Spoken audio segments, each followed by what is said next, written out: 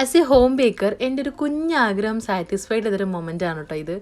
എൻ്റെ ഒരു ആഗ്രഹമായിരുന്നു എന്തെങ്കിലും ഒരു കുഞ്ഞ് സാധനം ഒരു ബൾക്ക് ക്വാണ്ടിറ്റിയിൽ ചെയ്ത് കൊടുക്കണം എന്നുള്ളത്.